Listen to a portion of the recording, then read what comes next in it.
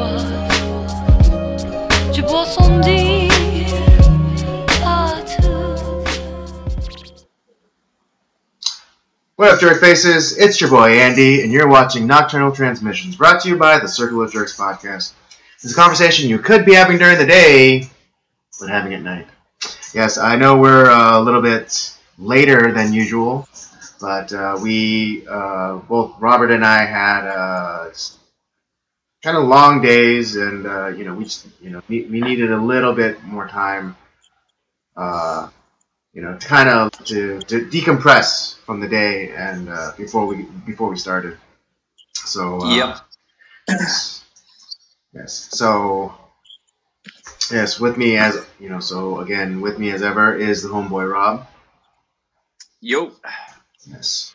Yes, and as I just explained, we had a long day, so that's why we pushed it back nearly an hour. This time, usually I'd say it was Robert's fault, but I'm gonna give him a pass and say that it wasn't anybody's fault today.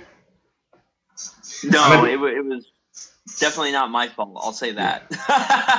I'm gonna be magnanimous here tonight and say that it was nobody's fault. So with all that said, let's get this conversation started. As long as everyone knows that it's not my fault. For tonight only. For tonight only. Next week it'll go right back to being Robert's fault. Got it. Yes. So I guess let's So how was your weekend, Robert? Weekend was okay. I did have a semi-birthday dinner that my mom made for me, which is good. Other than that, it was just mainly working this weekend until What did your mom make you? She made steaks. Ah, nice. What cut? T-bone. Nice. Yeah, it was, and they were really gigantic. So it was like inch and a half. Yeah, about an inch and a half cut, and they were they were gigantic. Like it was cut off a brontosaurus or something. That is the dream. I'd want time travel to be possible, just so I can go eat a dinosaur. That would be pretty good, I think. Right? I'm just saying. Be interesting. Yes, it'd be interesting for sure. Yes. For those of you who do not know, me and Robert share the same birthday, and so this past Thursday was both his and my birthday. And I had to work my birthday, which sucked. Oh, that's true. Although every once in a while, what's that Jewish holiday that was it, Yom Kippur or Rosh Hashanah? I wish Dan was here. Right. I believe it's Yom Kippur, which it's close to our birthday. Mm-hmm. And well, sometimes, I remember getting my birthday off more than a few times in school because of the holiday. So that was always nice. And similarly to Robert, this past week, I had steaks also for my birthday. And to Robert's delight, my father was nowhere near them. That was his birthday gift to you. Yes, that was his birthday gift to me. And he would not touch the steaks. Although it's crazy because I finally got my parents to like medium steak. Oh, nice. Yeah, because what was it? It took because my dad started last year for my birthday when I made steaks, because I made his well done, and he was eating it, and then it's like he had a piece of mine. He's like, oh, what makes your steak so much better than my steak? And then he had a bite of mine and damn near ate almost all of my steak. And so this year, this year I made him a medium steak, and he really liked it.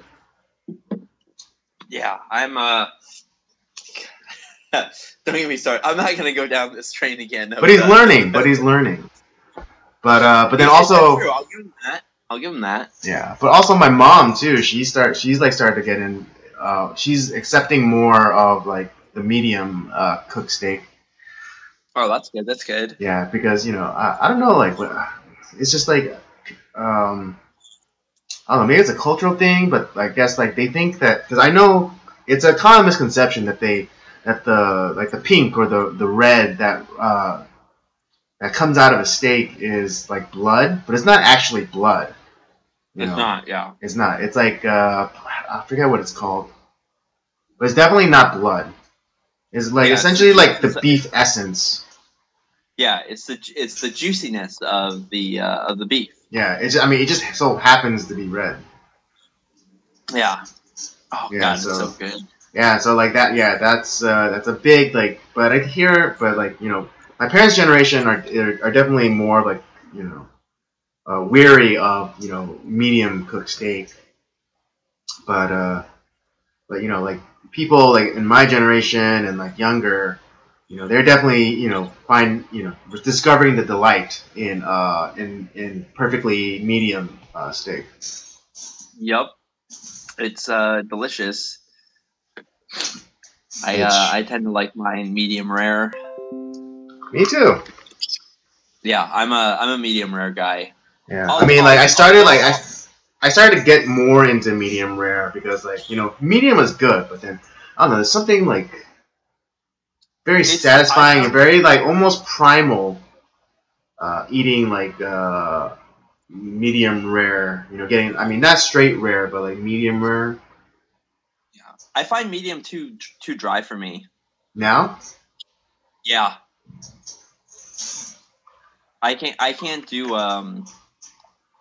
do medium anymore. For me, it's rare or medium rare. That's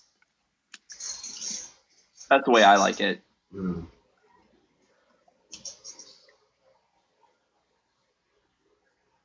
But yeah, it's same with my burgers too. Obviously some places like you go out to like a burger joint, they like your In-N-Outs or your Five Guys or whatever. Obviously you're not going to get a medium rare burger there. I understand that. Right. But like a gourmet burger spot, or if I'm making burgers myself, it's medium rare all the way. Oh man, right. That's the best. Like places that you trust, obviously. Yeah. Yeah, actually, today, when I was out and about, because if you guys follow us on on our social media, specifically Instagram, I did a quick live video at this what is it, Diddy Reese, that cookie place in near UCLA, because I was dropping off some equipment that we ordered that didn't quite work out at the Amazon spot down there.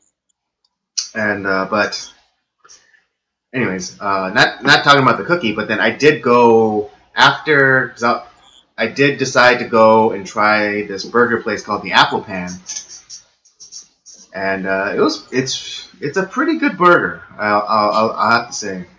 There's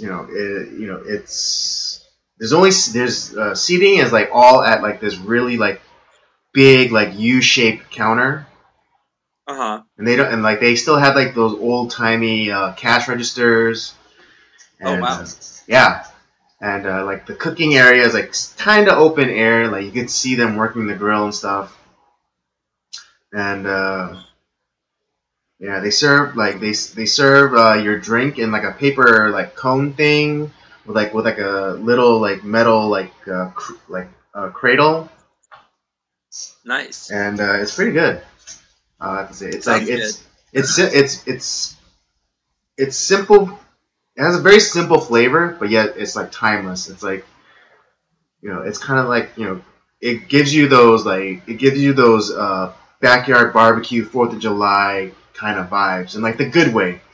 Because I remember I described Five Guys as like a a backyard barbecue burger, but not in in the good way. But I would disagree with that, but yeah, no, it's.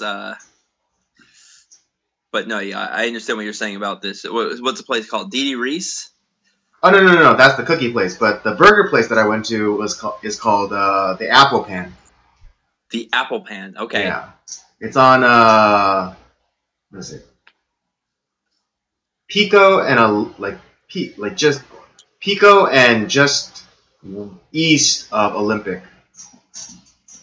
Oh wait, no, those are parallel. Sorry. No, Sepulveda. I'm sorry. Yes, just east of Sepulveda.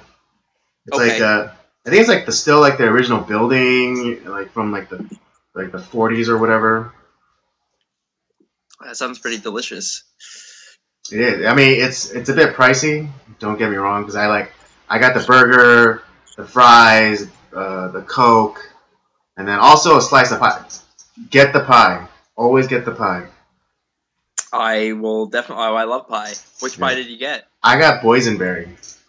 Oh, that's good. Yeah, it was real. I was like, because I heard about this place, and then and then I saw on on some food shows, and they always said always get the pie, regardless, always get the pie. So I was like, okay, I'll get the pie, and so they gave me the options of either chocolate or banana, and or boysenberry, and I was like, oh, boysenberry. I haven't had that, because I've had boysenberry jam, and I know that shit's the bomb. Oh yeah. And so I get the pie, so I succumb and I do order the pie, and it was really good. I mean, it was kind of like the boysenberry filling topped with whipped cream, and it was just so balanced. And, the whipped cream wasn't too sweet, and wasn't overpowering the berries. It was a really nice compliment. The crust of the pie was perfectly flaky, but still had some give to it, a nice kind of moistness also. Yeah. So I don't think I've ever asked this before. Are you? Well, first of all, are you a pie or a cake guy? mm-hmm. Which one of those would you be? I'm a pie man. I knew we get along for a reason. I also am a pie man as well. I mean, don't get me wrong. I like cake too, but let's just put it this way. At my wedding, I'm not gonna have a wedding cake. I'm gonna have wedding pie. I would agree with that, because I personally I hate cake. I don't like it. There have been some exceptions to that rule, because there are some people who do a pretty damn good job cake wise, but it's not. Outside of that, though, I'm not clamoring for cake. I personally find it to be way too sweet for me, and I always get a stomach ache after eating cake. But pie, oh man, that's the best. All right then. Pop quiz, hotshot. Okay. Cheesecake, pie or cake? I don't know. I always thought it was cake, but it's not. It's not technically cake. It's more of a custard, isn't it? True, but yes. Okay, that's an acceptable answer. But I would argue that it's a pie. That would probably okay. So when it comes to cheesecake, I would say if it is a pie, that'd probably be the one pie I don't really care for. Really, that's my favorite. Yeah, cheesecake and cherry pie are ones that I don't care for that much. Yeah, I mean, I argue that it's actually a pie because there's a crust. True. Crumbled graham cracker crust, and all pies have a crust. Okay, I can go with that logic. That I'm and it's it's baked, whether it's a New York style where it's first put into a water bath and then finished off, but it's baked. I mean cakes are baked too, but but then again it goes back to that argument of that the cheesecake has a crust. Right. So I, you know, I would. I can go with that logic. That makes sense to me. I'll put it in the pie category. yes, I know. We should start a hashtag. You know, make cheesecake pie again. Yeah. Now, okay. So, what would be your favorite pies? My favorite pie. I like pumpkin. I like sweet potato. Ooh. I like apple.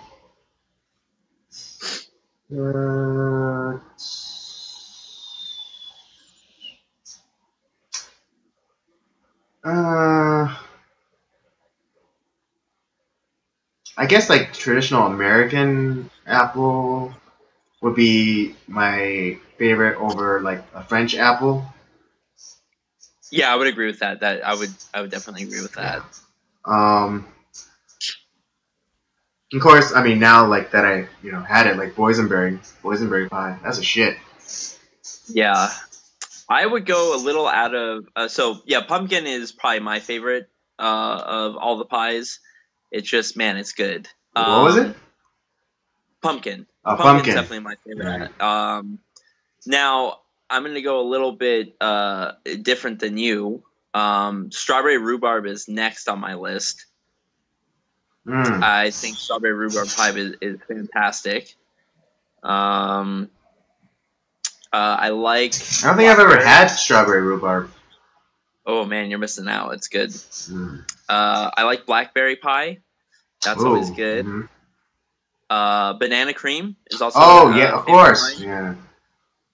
And yeah, I mean, I guess I'll throw apple in there too. Though it could be roused from the 5th spot, but apple pie is always a classic. Right. I mean, yeah, my list is like in no particular order.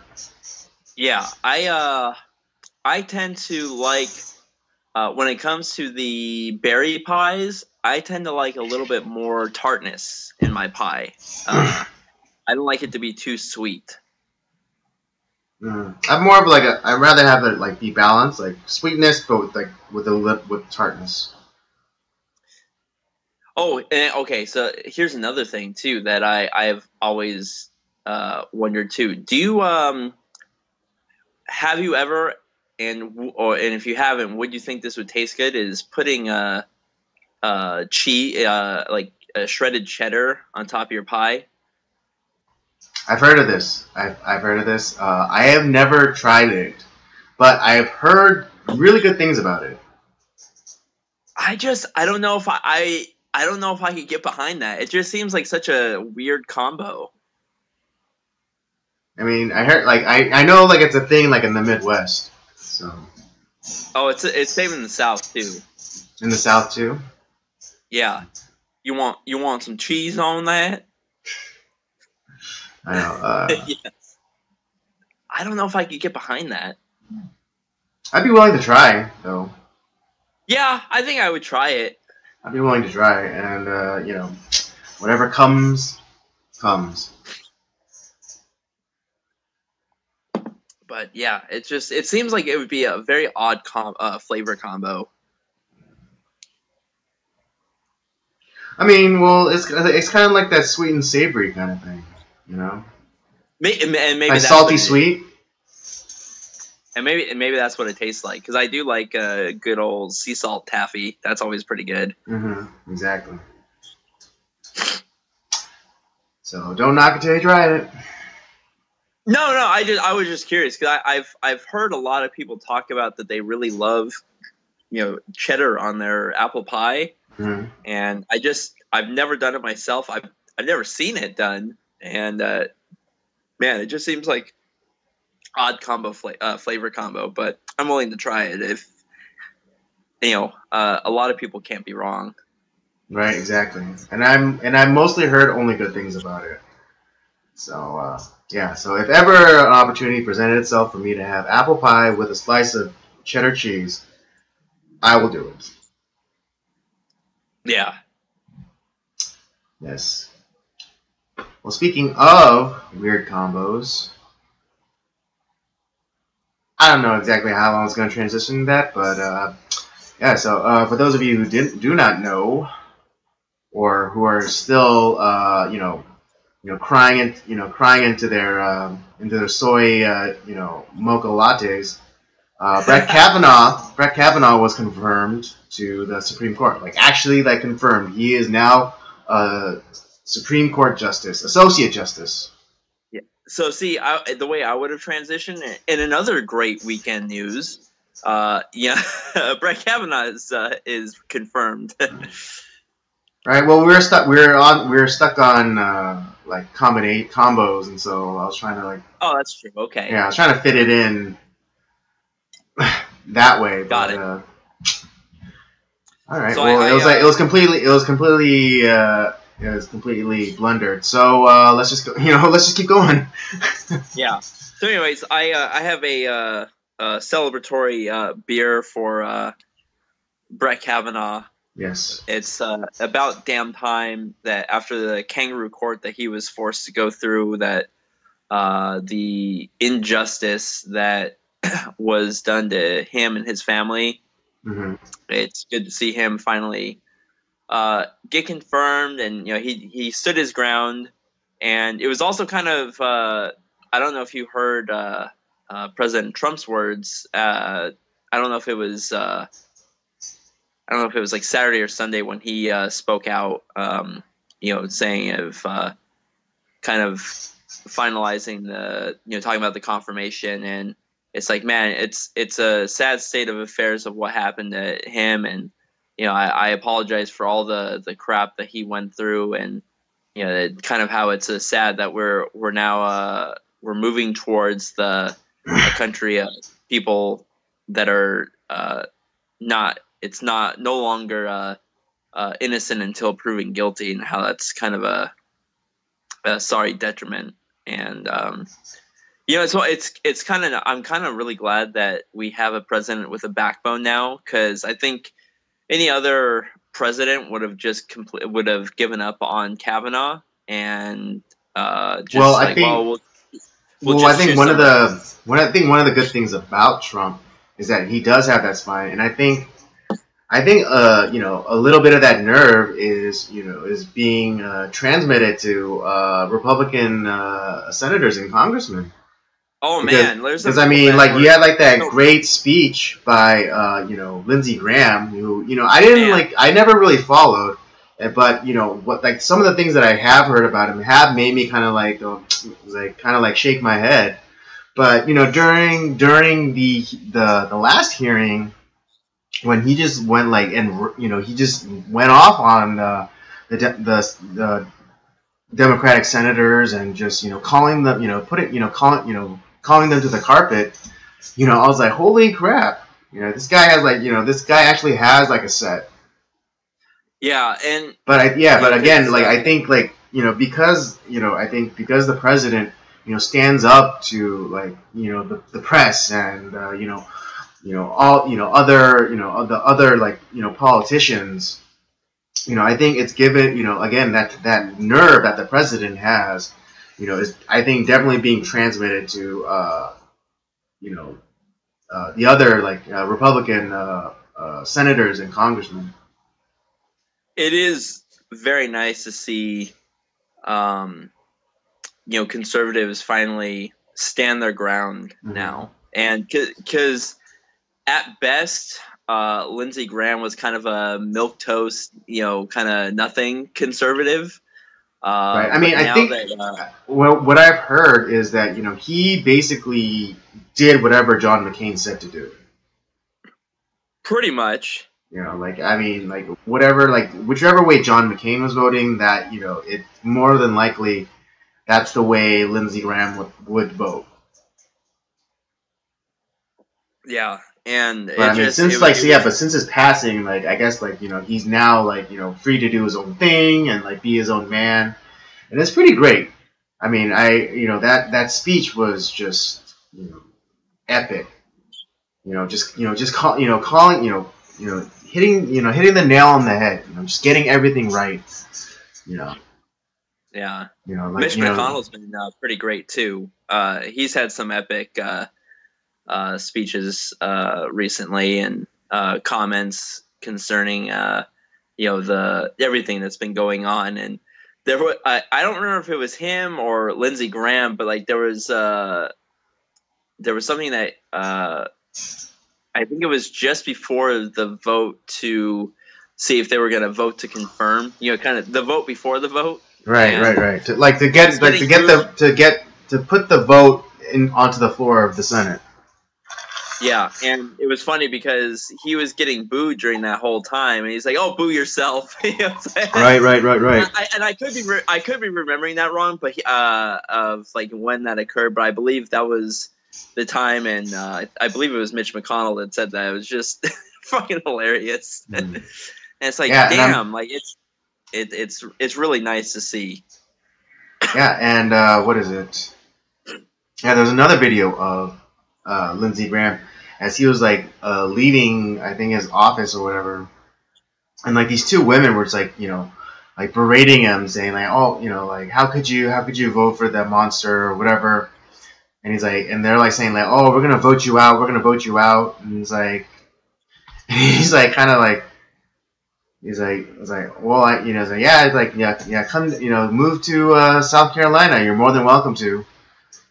And it's like kind of like, and like, yeah, he just kind of like turns back at them, and then there's like another like guy who's like filming this thing, and he's like fixing his tie, kind of like almost gave. I think maybe I'm misremembering, but it almost feels like he gave like a little wink to the as he was fixing his tie to the camera guy. Yeah. But I think that was like a perfect thing. It's like, yeah, you want to vote? He's like, you want to vote me out? Then you have to live in South Carolina, so you're free to move there. Yeah, and it just there was that, and then he had like the two raging feminazis attack him, and say it's like, well, how can you do this? And it's like, well, maybe I'll talk to you guys when you grow up. And like they freaked out, and it's like, why don't you grow up? And it was like, okay, he's old. Like he's he is grown up, and he's not a raving lunatic. When he is trying to get his points across. And it's like, and then it's like, it was just nice as the elevator doors were closing. He's just giving them a bye bye. Yeah, I mean, what should have taken like confirmation, what should have taken like only a couple of days, this has been prolonged and delayed for like a few weeks, I believe. Yeah, it's just I think they were trying to postpone it as long as possible, hopefully past the midterms to see what would happen. That was definitely their strategy, and it didn't work. Thank God. And it's funny because people gave Senator Jeff Flake shit for having that caveat to like his yes vote or whatever, but it was funny because it actually kind of helped Brett Kavanaugh and the Republicans, because some more information came out, like the testimony, the under oath testimony, by the way, of one of Christine Ford's ex-boyfriends, and how he's basically he said under oath that's like, oh, we used to go traveling all the time on planes, and she never mentioned anything about any assault on her when she was like in high school, and she coached a friend to who was interviewing for the FBI to pass a polygraph test. Yeah, even Jeff Flake couldn't deny. He's like, well, I can't vote no on this, so he ended up voting yes, which I was kind of surprised by. Yeah, which is great. I mean, and it's kind of funny, like Jeff Flake, as much as like the guy freaking annoys me. As much as he annoys me, he was kind of like he was actually kind of like the undercover hero of this story. It's like, well, at least in some cases, he's at least willing to, he's hey, with the fact, he's like, well, the FBI investigation is very thorough. a lot of information came out, and I had to vote yes on confirming him. I was like, all right, at least, maybe it's one of those things where even a dog gets a crumb every once in a while if you hang out under the table. But I think he had this one right. Yeah, I mean, yes, it was he was fully cucked. When he was cornered in the elevator by like those screeching women. And just like the truly pathetic look he had on his face. When he was being berated by them, and oh, I'm a survivor. How dare you, deny that I was, assaulted or raped or whatever. It's just like, I forget who said it, but then, they're like kind of, playing, if I was in that situation, they would have said like, well, all right, then you bring,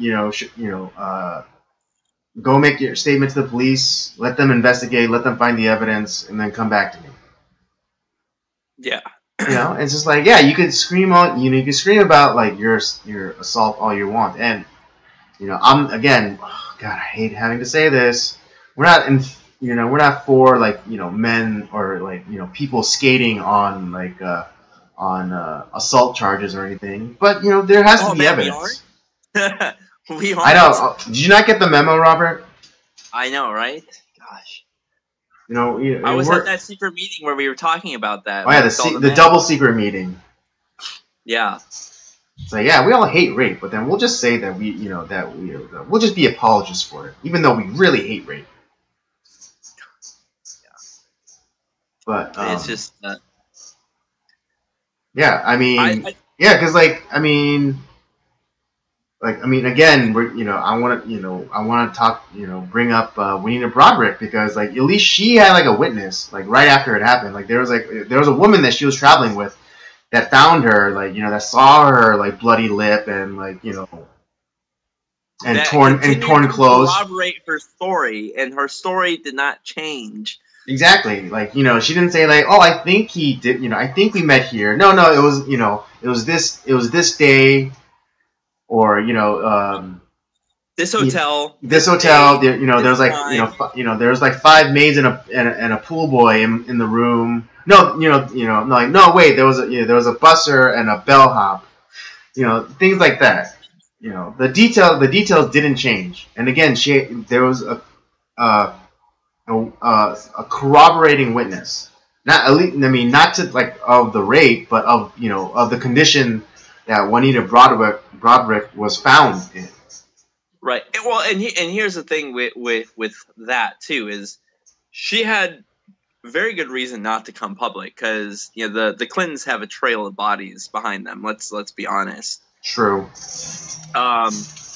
There's but she didn't like just not tell anyone. She told her friends, of course. Right. Her friends continued to corroborate her story when it did finally go public. Mm-hmm. And there was also a slew of other people who came forward that had similar instances with Bill Clinton that were also very credible as well. Mm-hmm. And that's when you have to start saying like, okay, maybe this. There's a lot to this, that maybe these things happen. Similar with the the Roy Moore thing, who from the Alabama. Senate race. Yeah, it was the Senate race, and but yeah, there was kind of a similar situation where there was a lot of things that were there. And there was enough people too that had similar stories that weren't just making stuff up. Mm-hmm. And but in this case, not only did like her story keep changing and all the details, which I thought maybe a little bit boorish, but it was Trump was making fun of that. It's like, what time? I don't know. When? I don't know. And then it's just all these, I don't knows, and the story kept changing. Mm-hmm. So there was that. And then her supposed friends didn't say, like, not only did this party not occur, I've never met this guy before. Yeah, and from her, like, her supposedly lifelong best friend. you have the boyfriend who was like, none of this happened. Nothing was ever said to me. And this whole like I'm afraid of flying and claustrophobia, that was never true, because we went all over the place and none of this ever came up. So it just, and then like what, as I was saying last week, is all the people that came after Ford were even less credible. I mean, oh yeah, like maybe that that's Sputnik also chick. That Sputnik chick Yeah, with I like think- what is like the 3 or 5 lawsuits against her for sexual misconduct or something, or sexual harassment. yeah, like where she, Yeah, and but then like she was also found, like that yeah, and then she was also like walking back her statement, like in that NBC interview where she's like, if Brett Kavanaugh did this to me, it's like, what do you mean if? You said that it happened. Now you're saying that if it happened, like now you're like posing the question like, oh, if this happened, and he's still a monster. It's like, what do you mean if? You said that it happened. You said that he wagged his wang in your face. You said that he was, Exactly. that you said that you were at 10 different parties where you were certain that they were, gang raping girls and like running trains on them. never happened. And I mean, like, and what kind of person keeps going to those parties? Oh yeah, and like she went to all 10 of them. Yeah, like she My she God. kept going to those parties, like knowing, like, either like really stupid, or just like being like blissfully oblivious of the fact that she could have been next. Yeah, and some people have said that like they believe something happened to Christine Ford and all this stuff. I might be one of the minorities that I don't think a damn thing happened to her. I think it was all fabric. I was willing to give the benefit of the doubt, but like since all of this other like stuff, like, especially with like the ex-boyfriend like testimony, like now I'm just like, now you're just a liar. That to me solidified my position. I think the whole thing was bullshit. It was fabricated, and nothing happened to her. Right, and I mean, and like it was our like my willingness to offer some sort of concession was made even more tenuous after hearing her like testify in front of the Judiciary Committee with that completely coached performance, like with like the vocal fry and like talking like a little girl, and Oh yeah, it was just just like, God, this is a liar. Because like again, like they try to do two different things when they really should have only concentrated on doing one. Either one, make her the victim, like make her this helpless little like lamb, or two, make her a competent person. Because like, could you imagine her, like, she's a professor, she teaches in front of young people, and one thing I've learned teaching young people, especially like elementary age, you cannot show weakness. You cannot show weakness in front of them. All right, you show like the slightest bit that you are immortal, you are not a god, then they will eat you alive. absolutely. And that's like 10, like that's like 100-fold for college students. You can't like come in there and be like this meek little lamb and expect to gain the respect and confidence of these of these college kids. They're like they come into class and they hear you say your first words, and like, I'm paying how much for this? Yeah. But I think maybe the most for me the most troubling thing that's come after Brett Kavanaugh's confirmation was a tweet made put out by Jordan Peterson saying that that Kavanaugh should maybe step down, or that Kavanaugh like stepping down would maybe be the best thing to happen. Yeah, I was. I know you had talked about that the other day. I haven't had a chance to listen to his words and then some of the rebuttal from some of the other people that were talking about Jordan Peterson's comments. So I can't really comment on that. But if that's what he said, it's like, well, first of all, he's Canadian, so I don't really care about his take on our politics. But it would kind of seem to me where now we're kind of getting into he's fighting against his own argument, if that's true, because exactly, because he's going against everything that he's taught over the last year and a half, 2 years, about sticking to your principles, about truth and never apologizing to a mob, and that's what he's essentially doing. That's what he's essentially saying that Kavanaugh should do, is apologize to a mob. It's like he even said it in that Monk debate with that race hustler, Michael Eric Dyson. It's like where you can't apologize to a mob. You can apologize to a person, but you can't apologize to this big giant amorphous blob. Right, and that to me is exactly what was happening in the Kavanaugh case, and to me, rightfully so. Yeah, I'd be pretty pissed off too, because it's fake, and the things that were not only was his name scrubbed in the mud, but what we don't see is that his home was vandalized and attacked. He had to take his children out of school because there were credible death threats against his family, and he could. I mean, you're essentially trapped. You can't go anywhere because who knows what lunatic is gonna come out of the woodwork to attack you. Well, I mean, here's the thing. The thing that he becomes a prisoner, and you can't if you but in this case you can't apologize or back off, because that's gonna end up what does that accomplish? It doesn't accomplish anything. If the reports were true and he did do these things, then yeah, he should step down. Obviously, I'd be calling for that. But none of it's true. Just like the things I don't want to talk about. I'm not going to use your made up language to I'm not going to call you whatever weird gender you're feeling like you are this week. I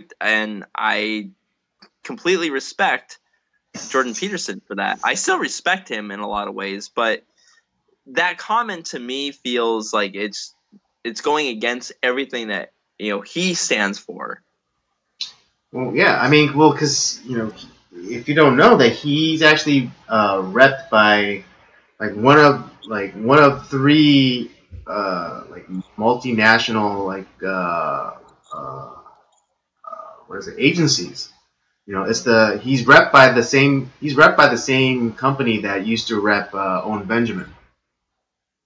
Oh, really? Yeah. That's that was part of kind of Owen's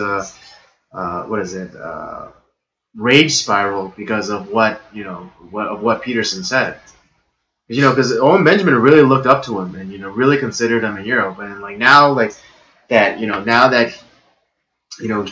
Peterson has a little bit of that got a little bit of that mainstream pussy. He bent the knee. Because that statement was him still trying to appeal to his base, but also please his masters. Yeah, it seems a little bit odd. Well, it's very funny if he is in fact rep by the same company that dropped Owen. No, he is. Yeah, you can look it up. He is. That's crazy. But it's funny. It's if you don't like Owen Benjamin, I mean, and you dropped him. It's Jordan Peterson. There's going to come a time where they drop him too, unless he completely changes everything that he talks about. But he did in that tweet. That's true, and that's what worries me. If that I think that you're starting to, if that's all that's true, And I like I said, I want to listen to what was said about what he said and what was said about him. Is I mean, if it hasn't been scrubbed from his timeline, slope. yeah, go check his Twitter. Yeah, that's a real slippery slope. No, exactly, because he's fundamentally going against everything he stood for, and what he has taught.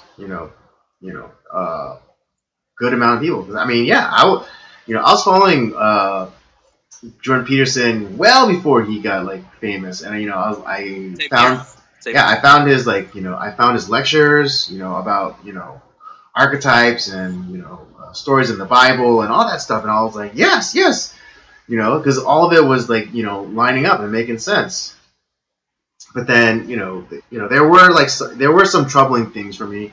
Like that time where he was supposed to have like this kind of panel discussion, and one of the participants, Faith Goldie, who used to work for the Rebel, and now she does like her own journalism, and also she's running for the mayor of Toronto. Oh, is she? Yeah, and it was crazy because like she has like a lot of support, but then they didn't invite her to any of like the debates, the mayoral debates.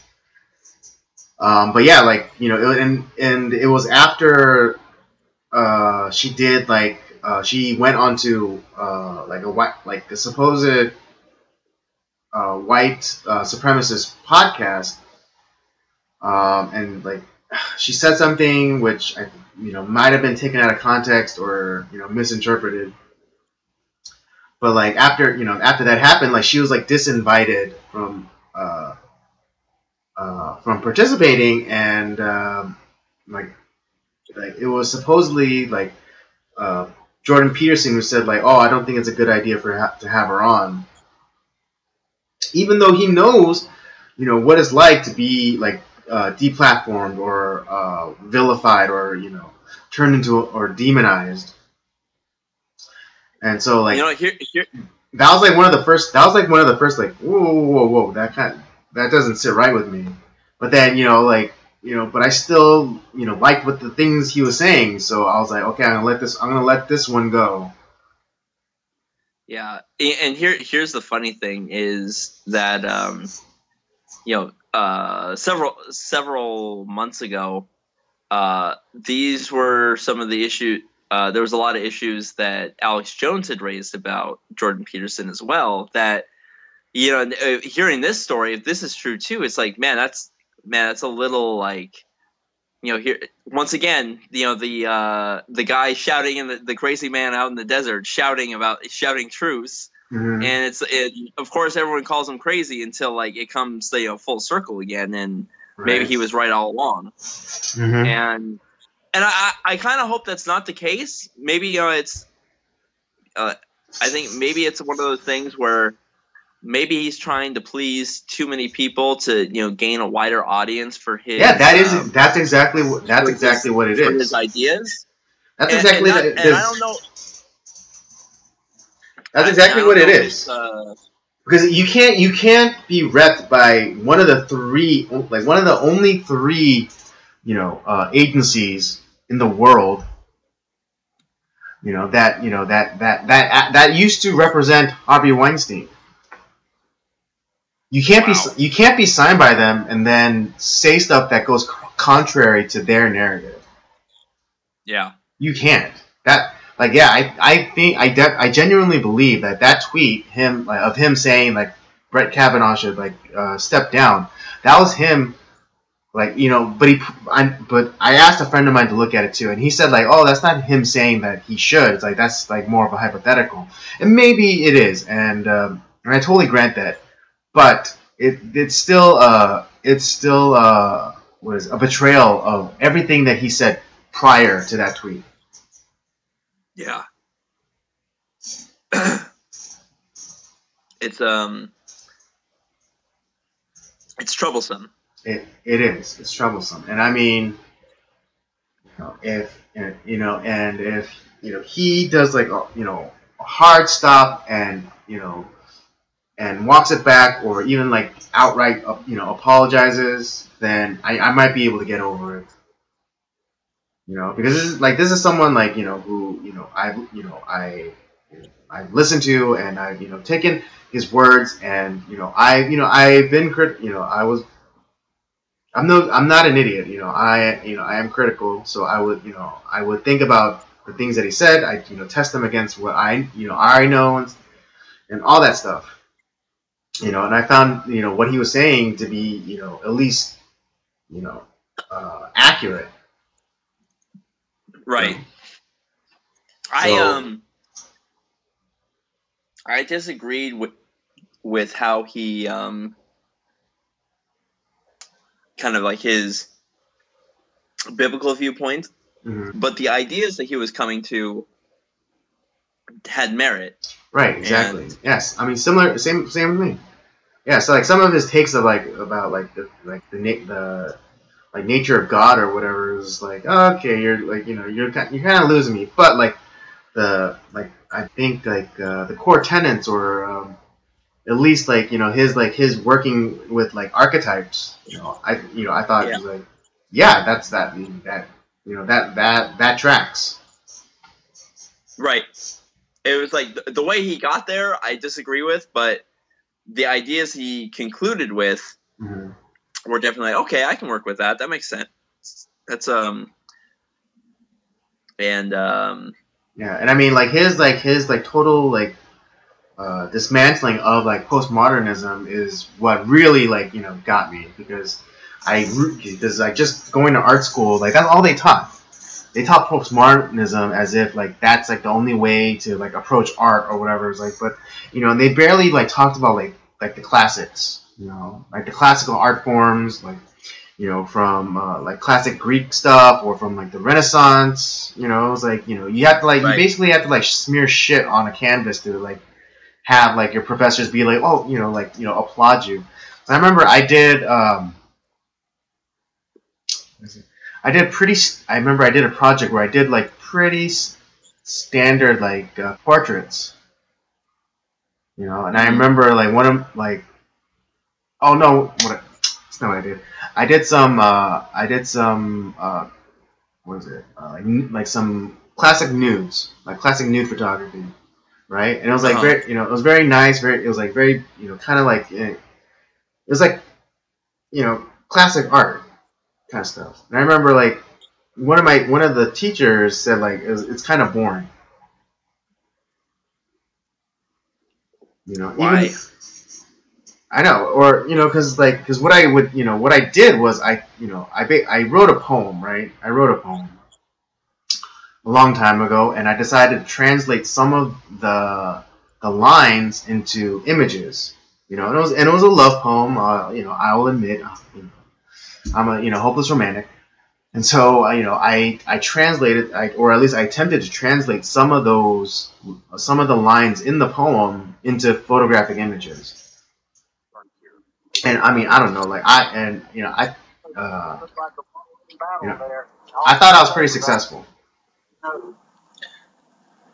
Yeah. But then again, one of the teachers was saying, it feels like something that I've seen before. It's where's the shit? Where's the piss? Where's Right. It's just and that's how and that's how Jordan Peterson got to me, because he was he's oh, postmodernism is stupid. I was It is. More.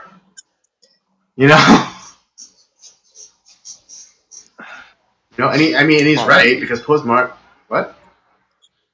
I'll be keep talking. I'll be right back. I gotta go blow my nose real All quick. right, yeah. And so because I don't like postmodernism at all, because if you watched the stream before, then how I describe it as postmodernism is you make a sandcastle, and you make it how you want to make it, and it looks like a sandcastle. And then someone comes along and it's oh, I wouldn't have done that. And they start taking their finger, and then they started messing around with your sandcastle. Saying oh, I wouldn't have put this tower here, or I wouldn't have put this wall here, or I wouldn't have, or I would have made the arches more like this, you know, and they'd like be sticking their finger into it until all you're left with is just a pile of sand. Right? And the postmodernists, they never make their own sandcastle. They never make their own sandcastle. They always try and point out the flaws in your sandcastle.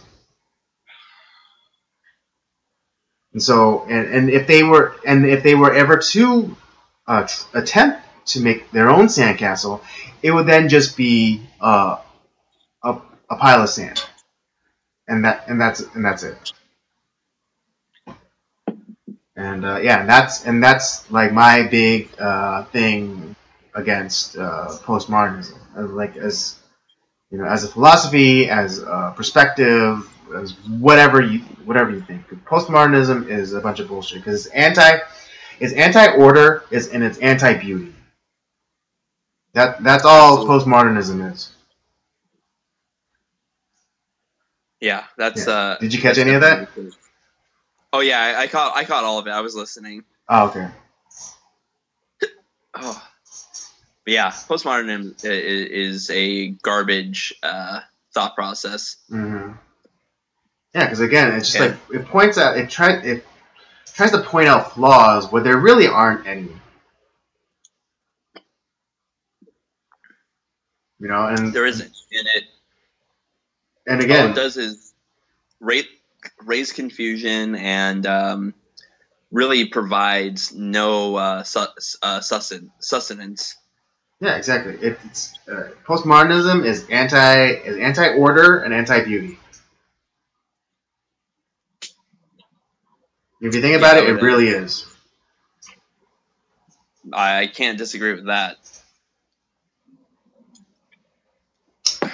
All right. Anyway, I think we talked that subject to death. So let's go on to Conor McGaygor.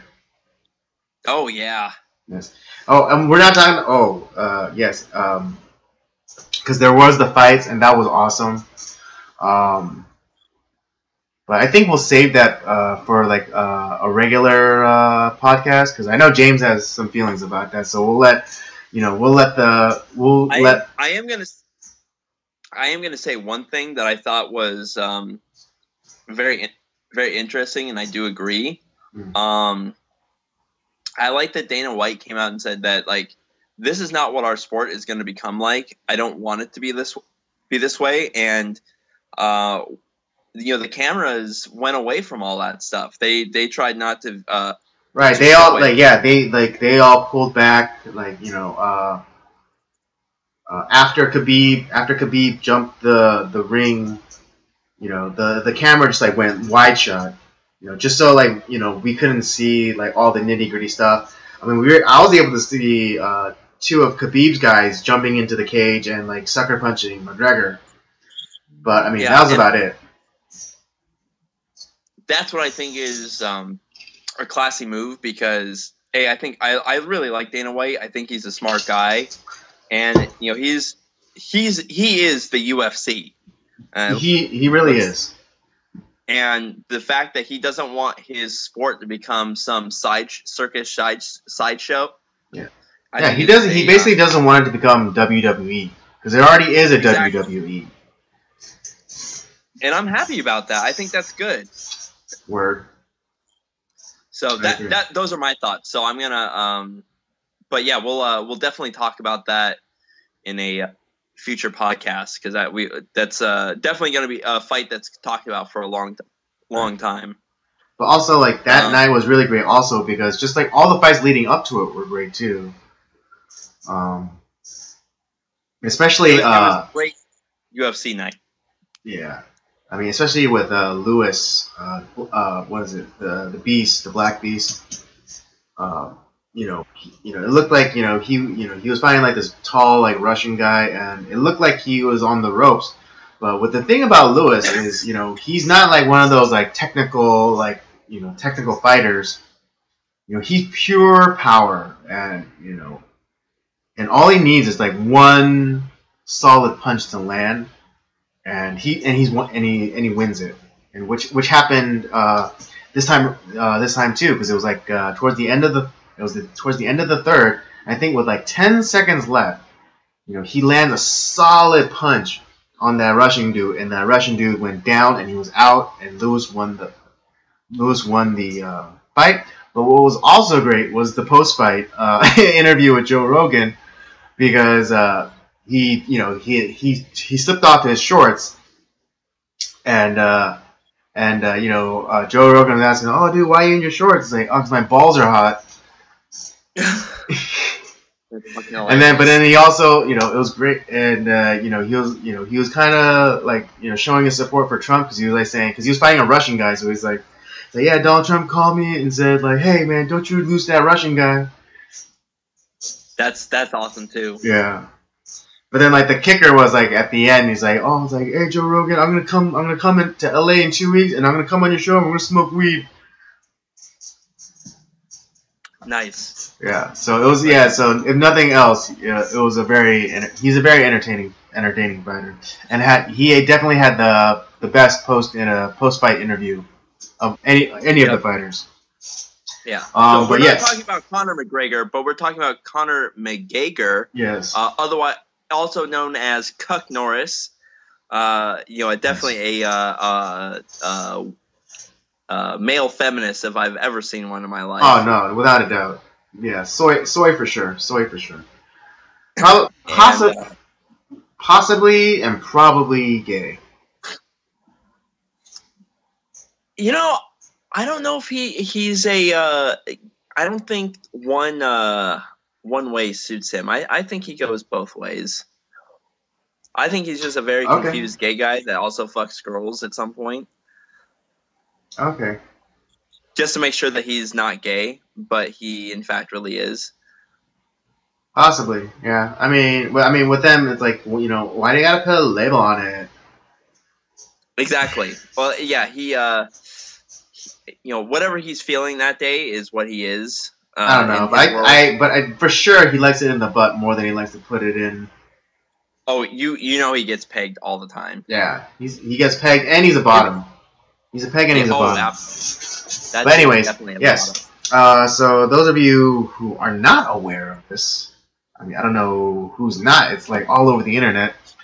But this male feminist hairdresser in Canada, probably I think Toronto, he was out. He was walking about, and he happened upon a pro-life protest, and he decided that that was not allowed, and so he went and started marking up the protest signs. And then when the protesters prevented him from doing that, he started taking the marker to the protesters. Yep. And then so this young woman decides to start recording him, and good thing that she did. And he was like spouting off the usual kind of arguments that general lefties do. Talking about like what if a girl gets raped? Does she have to keep the baby? And then it was crazy because he totally telegraphs what he's about to do, and it's amazing. Yeah. It's amazing because he does like this kind of like body twist thing, and then all of a sudden like you see him like swing, and then like the camera falls on the ground, and and he kicks this woman in the face.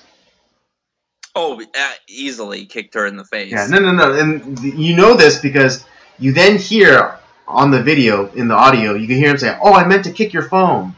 I meant to kick your phone." Oh man. So yeah, like your intention, like that would have been so much better. Like kicking the girl's phone and then breaking it, and then causing destruction of private property. Yeah, that's so much better. I mean, I'd rather that happen than getting kicked in the face. But either way, it's just like, why you're a quote unquote male feminist, and yet you kick a woman in the face. come on, man. Like, that's just a real loser. Well, no. Like the thing is like she had internalized misogyny. Oh, right. Oh, and I wonder if she was white too. Maybe that's what kind of triggered him to. I gotta. Right, and she had that internal, and like not only did she have internalized misogyny, but she had internalized patriarchy. Oh yeah, probably. Well, but what's pretty interesting about this guy is that this isn't even like one of like his only incidents. Like, the internet being the internet, people went and actually found another clip of him hassling. I don't know if they're pro-life protesters, but there are people who did not agree with him. And, which is anyone that is right of Vladimir Lenin. Yes, exactly. And I think, he assaulted another like protester and like nearly like pushed them in front of like a truck.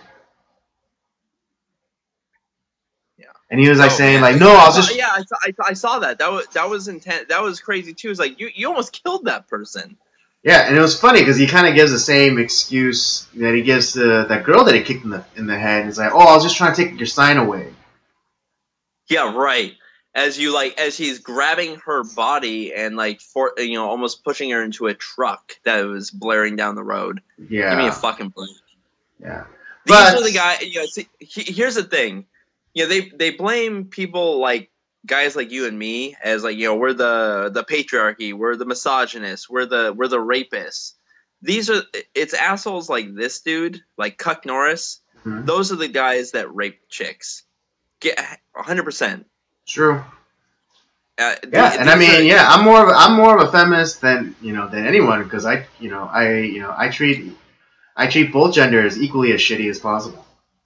Well, I mean, yeah, I'm everyone knows that I'm kind of a grumpy asshole to begin with, so I hate everybody. Yeah, no, like like women, like I like they come hard like you like because like with Joyce, like I'm always yeah I treat her no differently. I treat her no differently, do I?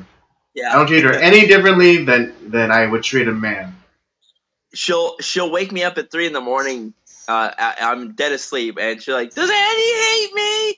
It's like, no, he doesn't. If he did hate you, like you wouldn't even be asking that question. I guarantee it. Exactly. Yeah. If I hated you, then you would like not get the sort of attention that I give. Exactly. But here's the thing: is that guys like him, it's kind of the same ilk as Harvey Weinstein, Bill Clinton. All these, leftist guys who are the male feminists, you can almost have a countdown clock to when they get the they're accused of all this rape that occurs. It's kind of like Milo saying.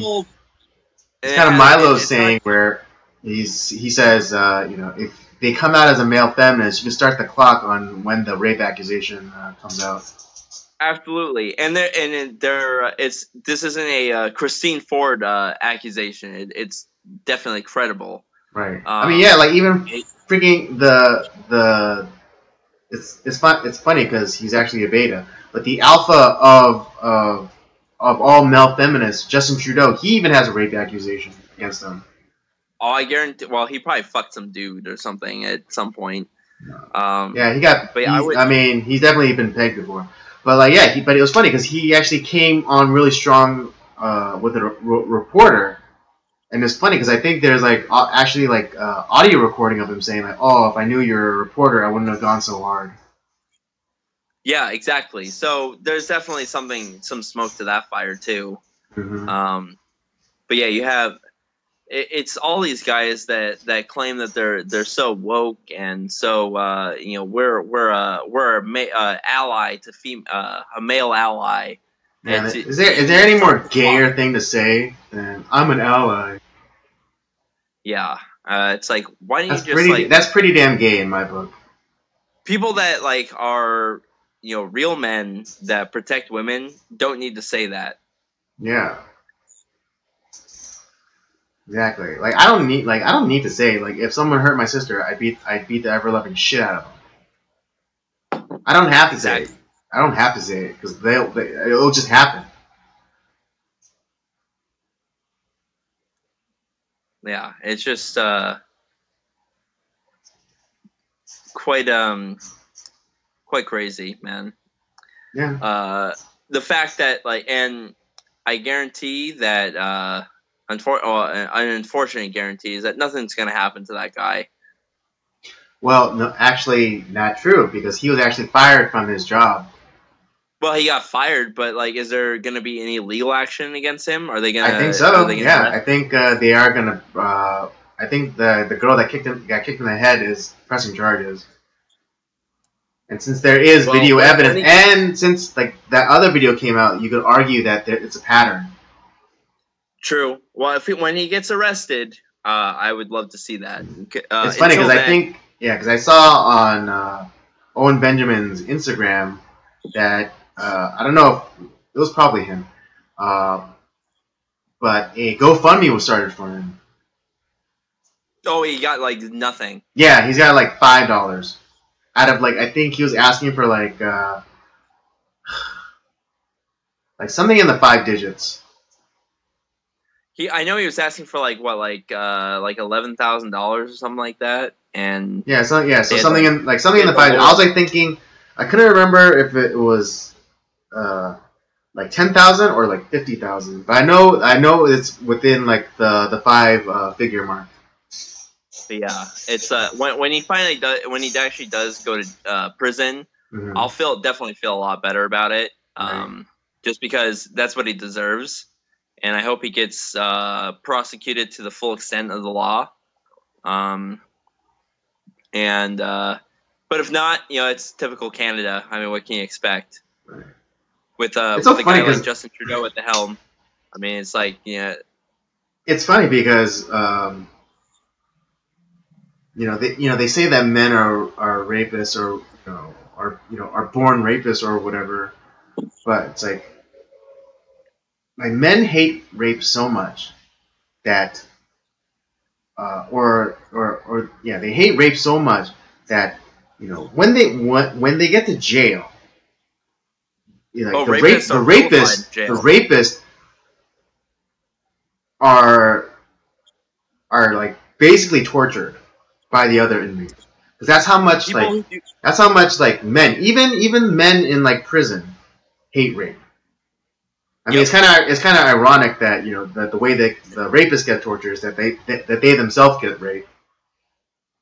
Yeah, people who mess with kids and rapists, you can get a countdown clock to like when Basically, as soon as those doors like close behind you, then you're guaranteed to be the new fluffer in the prison yard.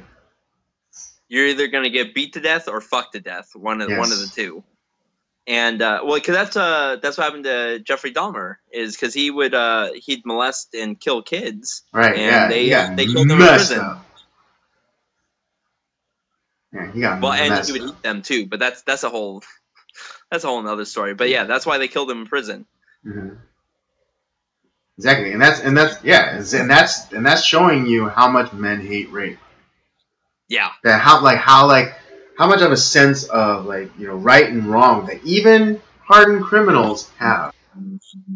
Because Yep. I'm sure they have that they have a baby's mama, or they got daughters or whatever, or they have children out there, and the idea that that someone was out there with their kids, with their daughters, with their baby's mama's wives, right.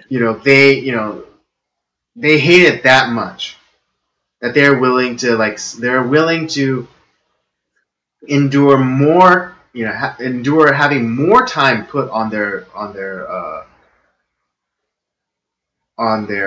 record, or serve more time by killing someone in a rapist in prison.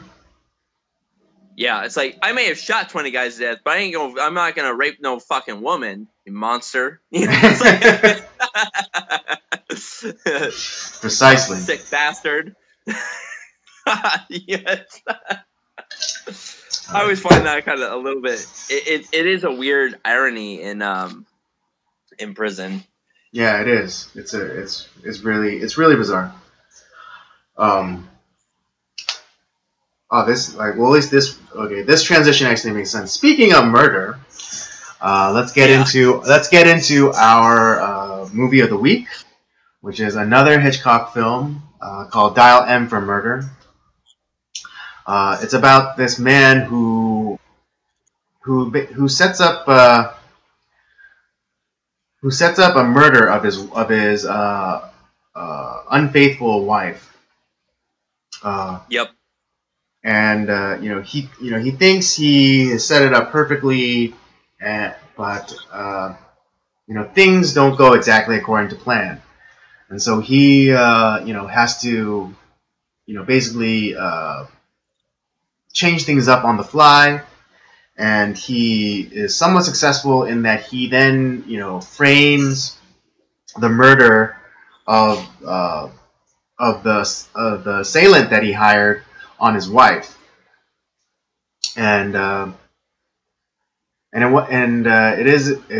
it's through some really careful investigation and deduction that the police start to suspect that it was actually the husband. And at the end of the movie, they set a trap for him, and he falls for the trap, and the wife is cleared of all charges, and she's free to go live happily ever after with her lover.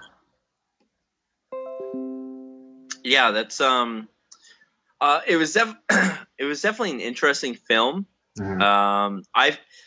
Here's my take on it is I felt like the acting was fantastic. You had was it Ray Milland was the male lead as Tony Wendis. Yeah. Grace Kelly was his wife. Margot Wendis. Grace Kelly. Oof. Yeah. Mm-hmm. What a knockout. You had Robert Cummings play Mark Halliday, and the lover. The guy who I felt like stole the show was the Inspector Hubbard, John Williams, and yeah. I liked him. Yeah, I liked him too. I really liked him too, and the crazy thing is he's done a lot, but as far as film goes, this is probably his best known film. Mm-hmm. I think he's done a lot of theater and television acting, but this is one of his more better known films that he did. Mm-hmm. And so I will say this, that the film is definitely, you have to look at it as something that was from a 1950s perspective, where the plot was a little bit obviously we're kind of given the premise and the plot pretty early on,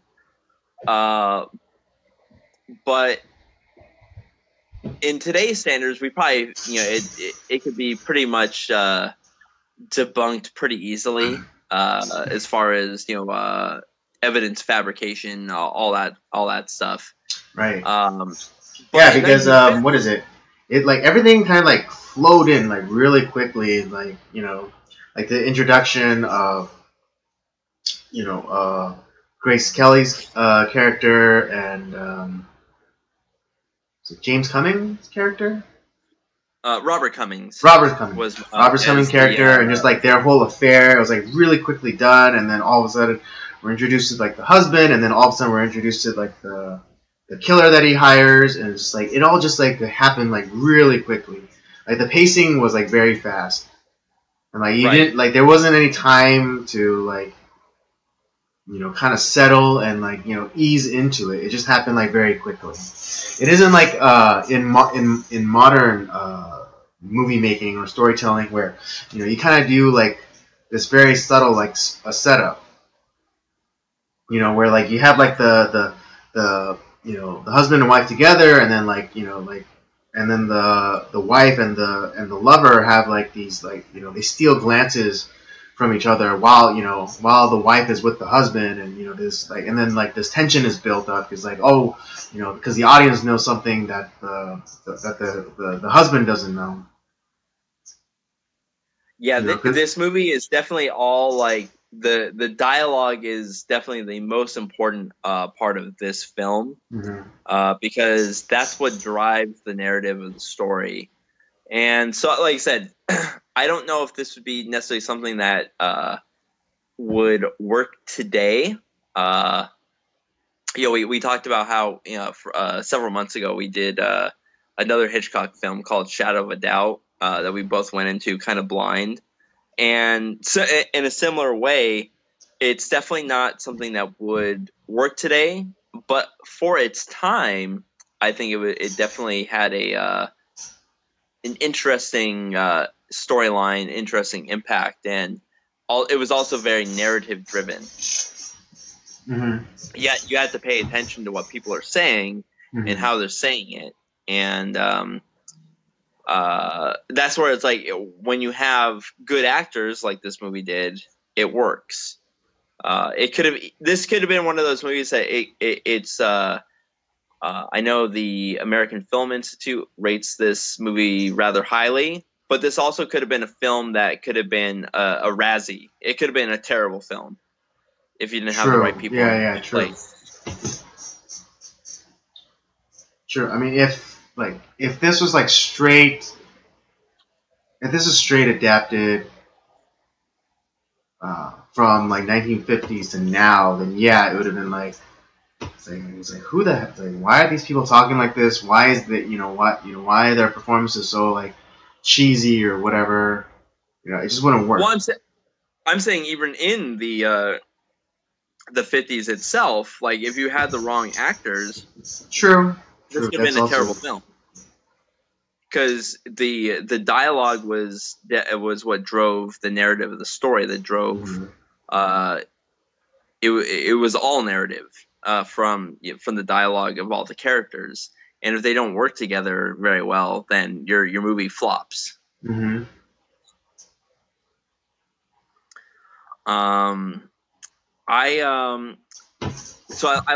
like pretty much all the characters. It's definitely despite an intermission. There was an intermission. It is a rather quick film at 135-40 minutes. So not. I think it was an hour and 45, almost 2 hours. Yeah, which it was a very fast pace. But yeah, it went by very quickly, for sure. Yeah, I think it was pretty interesting. Like, it was interesting that he thought that he crafted this perfect plan to murder his wife. But then at the dinner, like the lover, he was saying like, people think it's so easy because the lover is a writer, and I think I believe like he wrote like crime thrillers or detective stories. And so he was like saying like, criminals always think that they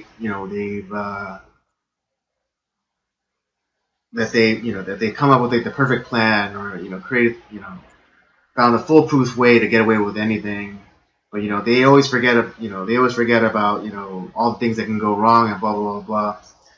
And it was like at that point where like the main character Tony, he starts to get like worried. And things things actually do start going wrong. Right from the get-go, everything was starting to go wrong. Like, he expected Margot to stay home and listen to the radio theater, which he had to like. She was actually going to go out, and he had to convince her not to go out. Then his watch stopped, so he missed the timetable to. For part of his plan with his accomplice. Right. So there was that problem. And then the fact that, part of the reason that she ended up staying home is that that Margot stayed home. She was Tony Wendis. He was a former tennis star, and she was helping him work on a scrapbook of his from his old glory days. Mm-hmm. And so she had like scissors and all that other stuff out, and because of that, she was able to kill the guy that Tony had hired to murder his wife. Mm-hmm. So there was that issue, and so he had to kind of think on the fly and try to trick his wife, and it just too many things fell apart. But at the time, it seemed like it all worked out, but in reality, they were the things that did him in the end. In the end. Right. Exactly. Now I'm kind of curious to see the newer version of this movie called Murder? Perfect Murder, starring Michael Douglas and Gwyneth Paltrow. That was made in like the late 90s. Yeah, 98. I would like to see how they adapted it. Mm-hmm. It would be interesting to see what they did differently, because there would have to be a lot different with how they handled that movie. Right. Yeah. I mean, it couldn't be the same like setup and resolution as in like the 50s version. They'd have to like modernize it, and I think they did. Like instead of the husband hiring like an old like friend or whatever, or like because like in Hitchcock's, Tony hires an old college friend who was like kind of hit the skids a little bit. And C.A. Swan. Yeah, was his character. He already had like a reputation, and so he also hasn't been living like the best life, and so he's able to like deduce that he would do this for the money that he was offering. But in I think the late 90s version, the husband recruits the lover actually. That'd be interesting to see. Right. Maybe we'll have to talk about A Perfect Murder later on. Right, yeah. And then we could do like a compare contrast kind of thing. Yeah. So how would you rate the movie overall, Andy? I really like this movie. If I were to on a 5 scale,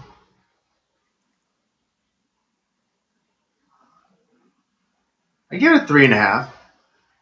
You give it a 3.5? A 3.5.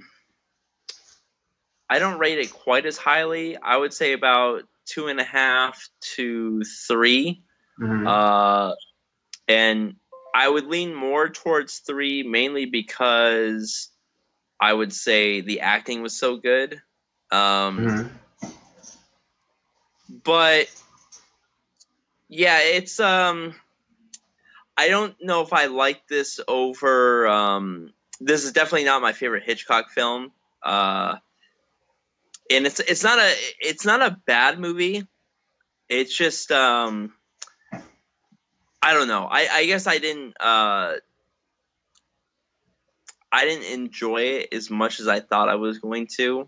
Mm-hmm. So maybe it left a little bit to be desired. I loved all the actors in it. Mm-hmm. But that's the reason why I'm rating it, closer to like a 3. Mm-hmm. But yeah, for me, it's definitely 2.5 to 3. I don't know. I would not rate this as high as it was on the AFI list. Right. Okay. And that's I guess that's the whole point.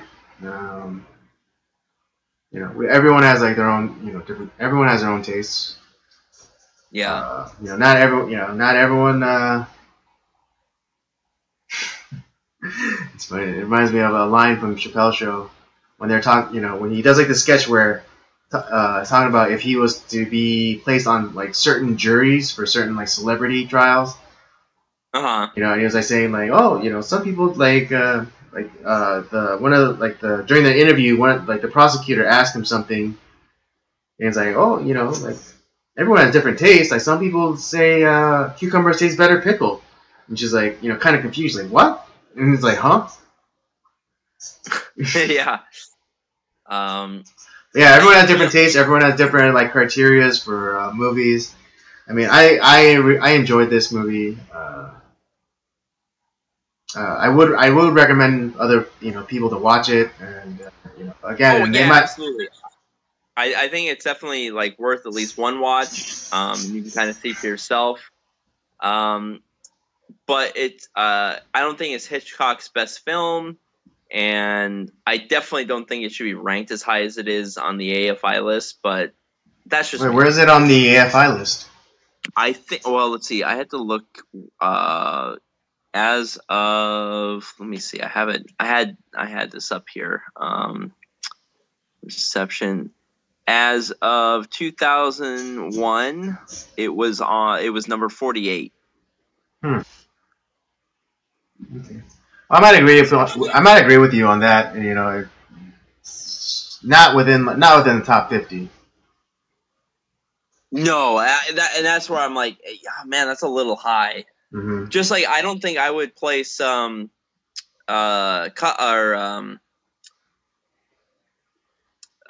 Kane. I would not put it as number one. I think Casablanca is number one. Oh yeah, I mean, I haven't seen Citizen Kane, or I can't. I mean, I think I have seen it, but I just can't remember like too many of the details. But yeah, I really like Casablanca. And man, that was a damn good movie. It was. It really was. I personally think that's the best film ever created.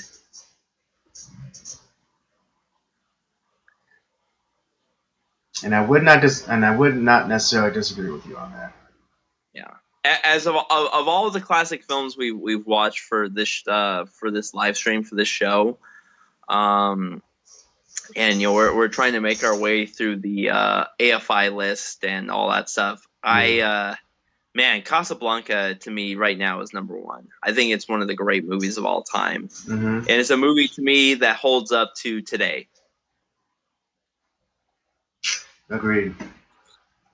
That, and I'm also a sucker for Humphrey Bogart. I think he's one of the great actors of all time too. Okay. I really like. I definitely like him a lot. But yeah, that's my take on Dial M for Murder. It's a decent film. Go watch it. And yeah, one of these days we'll watch A Perfect Murder and see how we will compare and contrast, and see if the newer adaptation works. Word. Yeah. So there you have it, folks. Robert gives it 2.5 to 3. I give it a 3 now. So now now it's your turn. Go watch it. And leave us a comment. Maybe leave us a comment. After this is archived, and you can tell us how you what you thought of Dial M for Murder. Yeah. And next week we got another Hitchcock classic, and it's called A Man Who Knew Too Much. Now there are two, so we're gonna let you decide which one we're gonna be doing. So you'll just have to wait till next week and see how it goes. I'm looking forward to it. Word. All right. Well, that was the last thing on the agenda, so I guess we can call it here for tonight. Yeah, we had some extra topics, but we definitely think we've hit on everything that we definitely wanted to talk about. So maybe we'll add some of the other stuff to next week. Yes, indeed. All right.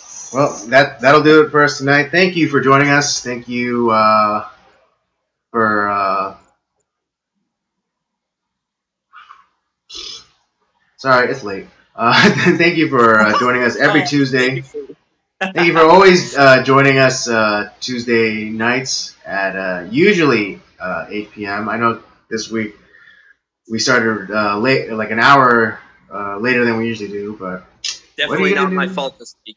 This week is not your fault. This week. But yes, don't forget to join us every Tuesday. Don't forget to join us every Tuesday at 8 p.m. Pacific Standard Time. Don't forget to also check out the library of videos that we have. Circular Jerk's main podcast, Nocturnal Transmissions, and also Robert's gaming show, Up by Up Down. Don't forget to follow us on our various social media accounts. Twitter at PodcastCOJ and Instagram Circle of Jerks Podcast. And with all that said, we'll say goodnight to you. Good night, everybody.